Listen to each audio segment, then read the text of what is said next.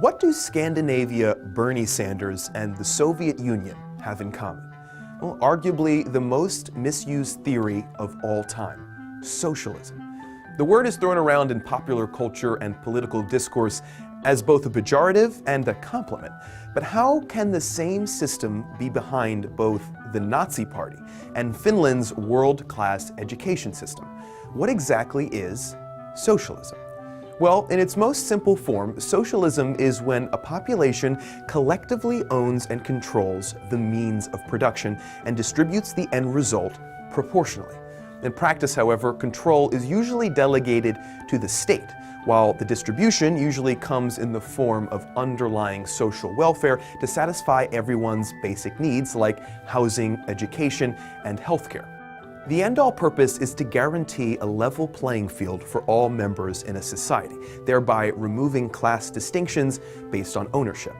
For example, in the US's capitalist society, high-quality education is expensive, meaning that those who can afford it are generally given better opportunities. Those who can't are forced to compete at a material disadvantage. This leads to class inequality, not on the basis of talent or ability, but on generational wealth.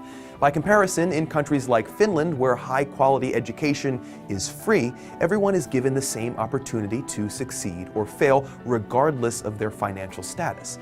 If that sounds a bit idealistic, that's because it's supposed to.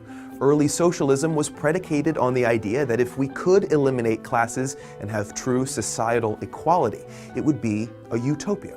In fact, earliest modern form of socialism was called utopian socialism.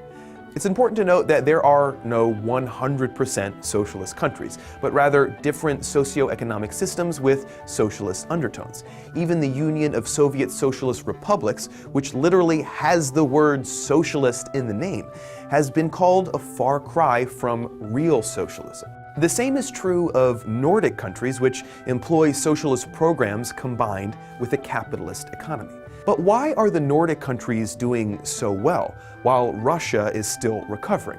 Well, like any political system, socialism has a countless number of variations. The two most dominant are social democracy, as practiced by Sweden and Bernie Sanders, and the Marxism-Leninism form of socialism used by the Soviet Union, China, and Cuba.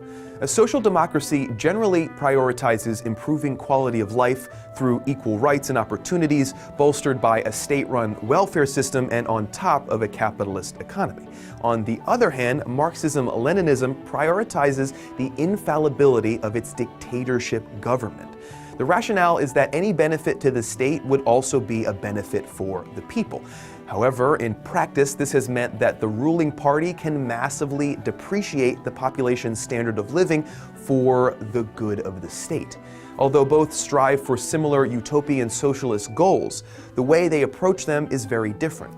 These examples show that socialism, along with its logical extreme, communism, may be backed by rational theory, but requires rational practice to go along with it. Socialist democracies are the happiest countries in the world. Other socialist-leaning countries, like China and Cuba, suffer from terrible human rights abuses like modern slavery and censorship. Maybe the best takeaway is not to trust anyone using the word socialism to describe radically different political theories. Just because salad is in the name doesn't make fruit salad, potato salad, and Caesar salad the same thing. If you'd like to learn more about libertarianism, anarchy, and other political ideologies, check out our full playlist here, starting with communism.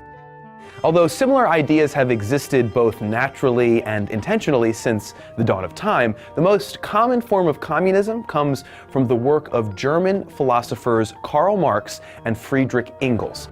That link is also in the description below. Thanks for watching TestTube, and make sure to subscribe.